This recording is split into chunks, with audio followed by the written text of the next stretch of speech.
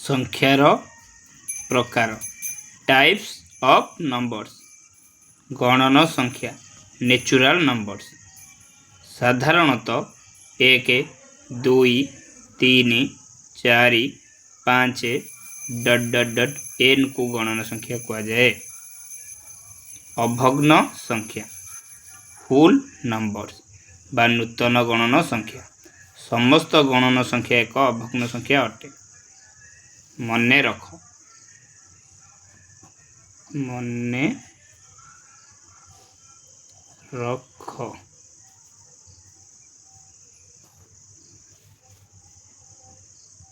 I point 0 बा 0 एकमात्र अभग्न संख्या एकमात्र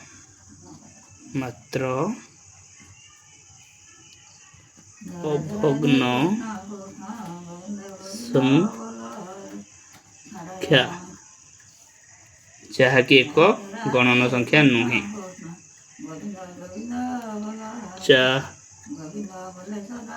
कि एक गणन संख्या नुहे क्या नुहे मन रख 0 एकमात्र अभग्न संख्या जहाँकि एक गणन संख्या नुहे। डबल पॉइंट रे मन रख प्रत्येक गणन संख्या प्रत्येक गणन संख्या प्रत्येक गणन संख्या एक अभग्न संख्या अटे। एक अभग्न संख्या अटे। प्रत्येक गणन संख्या एक अभग्न संख्या अटे। एबे जाने गणन संख्या नेचुरल नंबर्स साधारणतः 1 2 3 4 5 n को गणन संख्या कहा जाए। 2 रे अभग्न संख्या फुल नंबर्स बा नूतन गणन संख्या समस्त गणन संख्या एक अभग्न संख्या अटे। मने रख 0 बा 0 एकमात्र अभग्न संख्या जहाँकि एक गणन संख्या नुहे। गणन संख्या 0 अच्छी कि नहीं प्रत्येक गणन संख्या एक अभग्न संख्या कौन ये मुझे लिखी अभग्न संख्या नंबर्स बा नूतन गणन संख्या समस्त गणन संख्या एक अभग्न संख्या अटे। प्रत्येक गणन संख्या एक अभग्न संख्या। 3 जानिबा पूर्ण संख्या कौन पूर्ण संख्या पूर्ण पूर्ण संख्या इंटीग्रेस इंग्लिश रे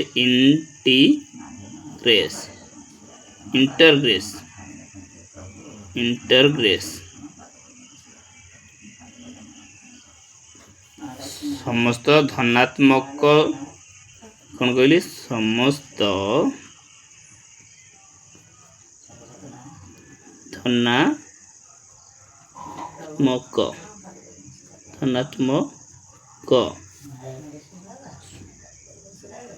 ओ ऋणात्मक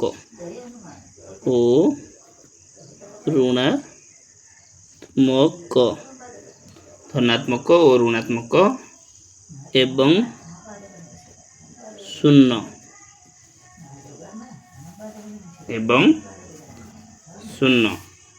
संख्या समस्त धनात्मक ऋणात्मक 0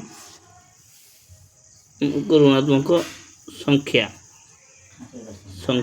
धनात्मक ऋणात्मक संख्या एवं 0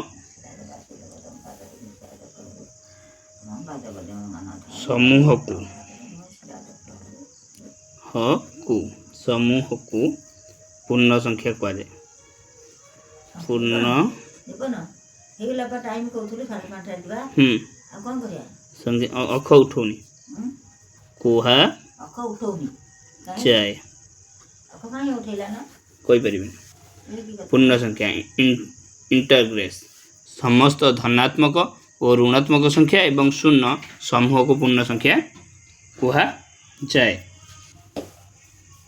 अर्थात अर्थात होची डट डट डट डट -5 -4 -3 -2 -1 0 +1 +2 +3 +4 +5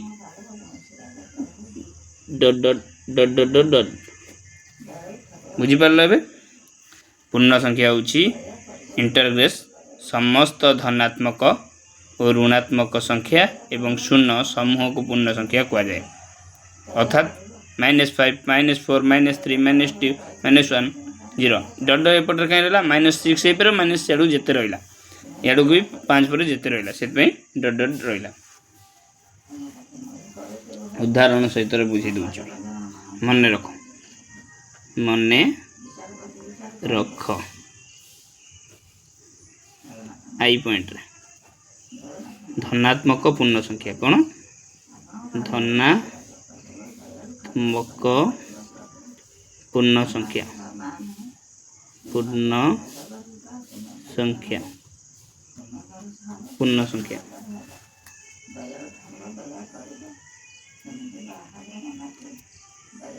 1 2 3 4 डट डट डट डट अट्टे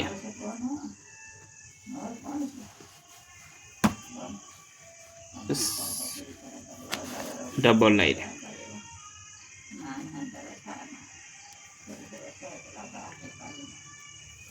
ऋणात्मक पूर्ण संख्या ऋणात्मक पूर्ण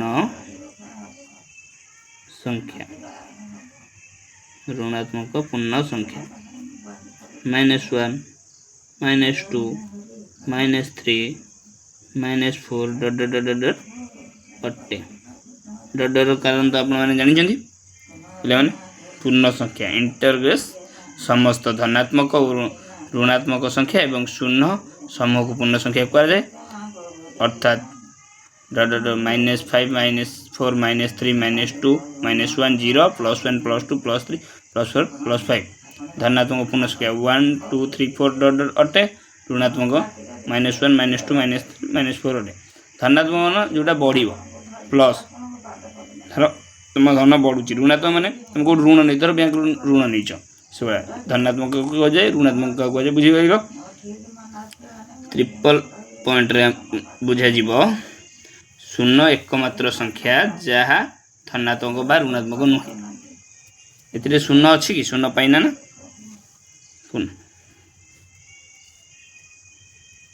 शून्य एकमात्र संख्या जहाँ धनात्मक बा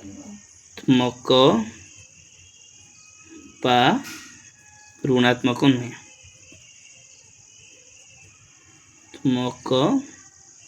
नुहे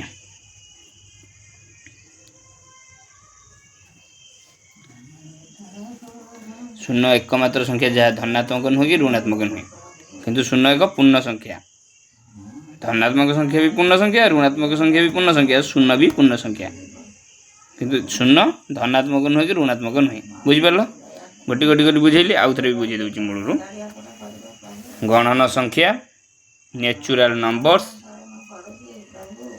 साधारणतः 1 2 3 4 5 10 को गणन संख्या कहा जाए। गणन संख्या नेचुरल नंबर्स साधारणतः 1 2 3 4 5 10 को गणन संख्या कहा जाए। 2 रे अभग्न संख्या होल नंबर्स बा नूतन गणन संख्या समस्त गणन संख्या एवं अभग्न संख्या अटे। अरे आउ दे फोन कर मत कर समस्त गणन संख्या एक अभग्न संख्या अटे मन रख। अरे 0 बा 0 एकमात्र अभग्न संख्या जहाँकि एक गणन संख्या नुहे। 2 रे प्रत्येक गणन संख्या एक अभग्न संख्या अटे। प्रत्येक गणन संख्या एक अभग्न संख्या अटे। 0 भी एक अभग्न संख्या अटे जहाँ गणन संख्या नुहे। पूर्ण संख्या इंटरग्रेस समस्त धनात्मक ऋणात्मक संख्या एवं 0 समूह को पूर्ण संख्या कह अर्थात -5 -4 -3 -2 -1 0 +1 +2 +3 +4 +5 मन रख। धनात्मक पूर्ण संख्या 1 2 3 4 अटे। ऋणात्मक पूर्ण संख्या -1 -2 -3 -4 अटे। 0 एकमात्र संख्या जहाँ धनात्मक बा ऋणात्मक नुहे।